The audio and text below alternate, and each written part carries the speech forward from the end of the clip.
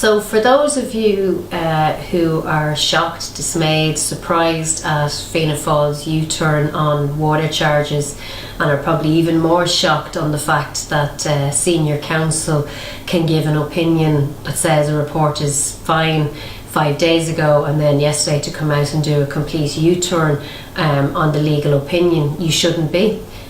This is par for the course, it seems, when it comes to the drive to introduce water charges across the European Union, and particularly with the hidden agenda down the road of privatisation.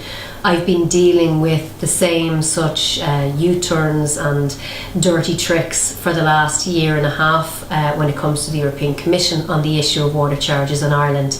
Last May, I submitted a parliamentary question to Commissioner Vella on the established practices in Ireland. That response was given to a journalist before it went up onto the official parliamentary website. This contravenes the Commission's own rules, which are here, which say that any third parties requesting information should be referred to the Parliament's website to avoid providing information which the Member of Parliament who put the question in may not yet have received. So, in spite of having their own rules in relation to how they disseminate parliamentary questions from elected reps, the European Commission broke those rules but is refusing to take any action on it. Following that, then we put in a number of questions to the European Commission, because following one journalist having the answer, other journalists then started to come out saying they had it confirmed from the European Commission that Ireland can't abolish water charges. This was contrary to the responses we have received in the past, myself, other Irish MEPs, even dating back to prior to the last European election, that suddenly the European Commission seemed to be saying something completely different to what they were saying on the record. That led us to put in a request to the Commission to say what they had briefed the journalists on.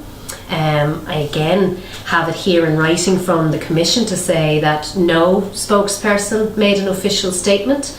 I'd like to assure you that no member of the water unit provided any information to journalists. But given what they had done with the question, we weren't going to take their word on it, and we put in a Freedom of Information request. We then got a letter back from the Commission saying that they'd received the Freedom of Information, but they had decided that they were not going to release the documents.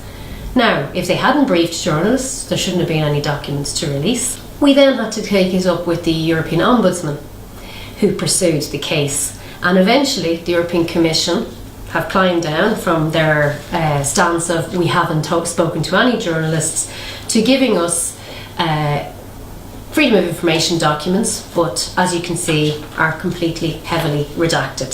So page after page, but saying the information contained in this mail cannot be quoted in my name. As mentioned on the phone, the information is provided off the record.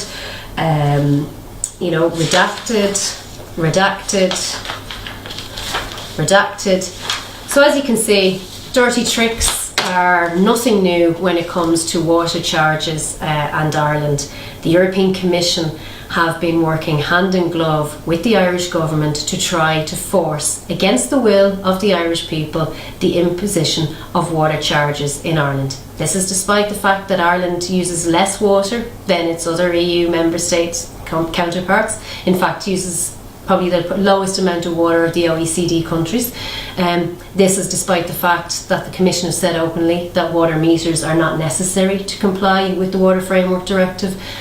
So there is an agenda at play here. So those of you who think that what happened yesterday is something new, don't be. The dirty tricks are alive and well when it comes to water charges.